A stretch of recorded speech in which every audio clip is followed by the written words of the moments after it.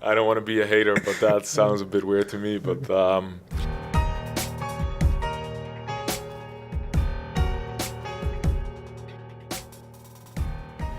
Reinier de Ridder, welcome to Vancouver. I feel like I talk to you now more than I talk to my own parents. We've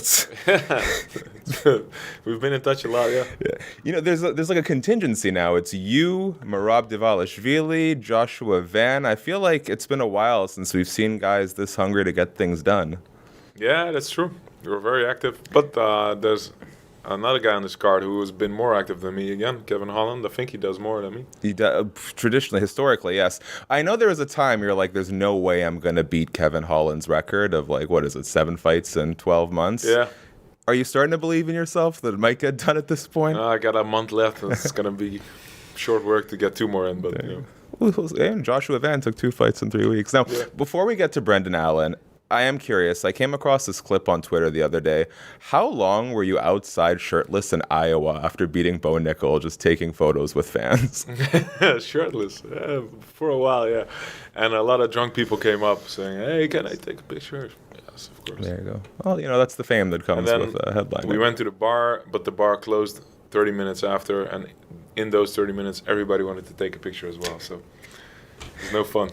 Now let's talk a little bit about the main event. It was really cool when the UFC booked this because there was sort of like not a tournament per se, but sort of like a 4-man audition for the middleweight title shot against Khamzat Chimaev. Nasruddin Imavov beats Caio Borralho. It was supposed to be you and Fluffy Hernandez. I know you were disappointed that Fluffy fell out of this fight. What was going through your mind when Brendan Allen? I mean, it's great that we got someone on this card, but specifically when you heard it was going to be Brendan. Oh, well, I was mostly just very happy that somebody stepped up and took it because we kind of just went down the list of who was coming off a win and who wants it. And he was the first one to say yes, so I'm very grateful that he took it. And I think it still means something beating him because he had those close fights with Imavov and with Fluffy. Mm-hmm. So out of the top guys right now, at least he has some history with them. I think if I would be the first one to put him away of those 3, that really means a lot still. Okay, so that was going to be my follow-up question. Do you think a finish is imperative to sort of make up for the fact that it's not Fluffy? Yeah, I think so. Yeah. I think one thing that is going in your favor here, as long as you beat Brendan, is while obviously being on a win streak, being a top contender is important to the title picture, scheduling is a huge part, right? The UFC has a ton of events. They need main events. Is that somewhere where you think you might also sort of hold an advantage, is your ability to show up and fight whenever they come calling? Yeah, definitely I think so. And I've done a lot this year, and Imavov has done a lot as well, of course. And I'd say we could have figured it out together here as well, right? He could have said yes. Mm-hmm. He could have showed up. I know there's a lot of reasons to not because he just fought and whatever, but if he would really want to figure out who the next guy was, he could have been here. Did you put that out there to the UFC? That's up to UFC, but yeah, I think so. When we look at Brendan Allen specifically, I think it's a fun fight. I think in some ways it does evoke what Fluffy Hernandez does as well and what that fight would have looked like. Where do you say you have the biggest advantage over Brendan? Where is he going to push you the most? Yeah, he does his best work, I think, in the boxing range. So he wants to mid-range, throw combinations. He has a good right cross, good left hook, and a decent middle kick. I think that's where he's most dangerous. And I think I'm more dangerous on a bit more distance. So my jab, my front kicks, my longer weapons will be more dangerous. I'm more dangerous in close range. So in the clinch, I think that's going to be very important again. If I can hurt him with some elbows and knees, take him down, and see if I can submit him. That's the plan.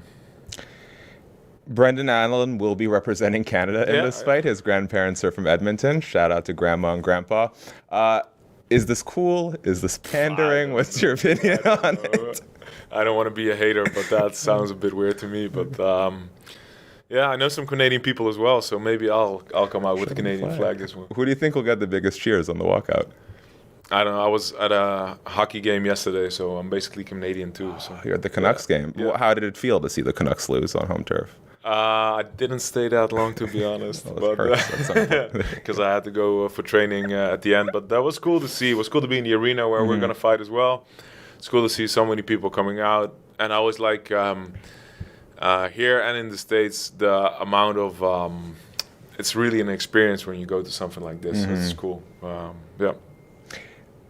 I know that you mentioned, and Brendan's talked about this as well, that you didn't cross paths a lot when you were at Kill Cliff. No. He told MMA Junkie, I don't like to train with people that I think I'm going to fight or I'd want to fight. I don't train with people that I don't like.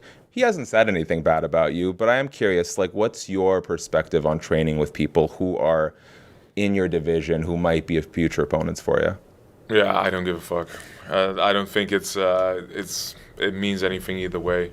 I would have been happy to train with him because I think it would be a nice way to for me to grow, to develop some new stuff and whatever.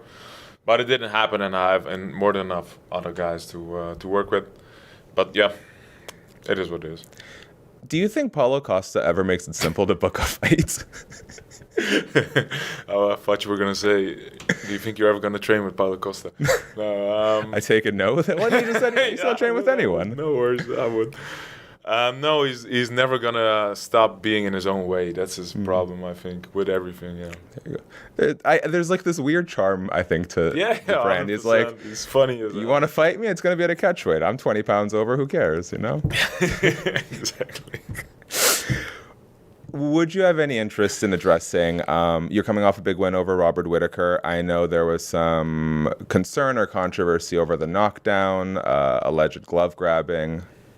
Anything you'd like to share in response to that? I don't remember anything of this, so I am not to blame. Nice. But he did, of course, he did very good in that moment. I think I got a little overzealous. I heard him. I felt like he was fading at the end of the second.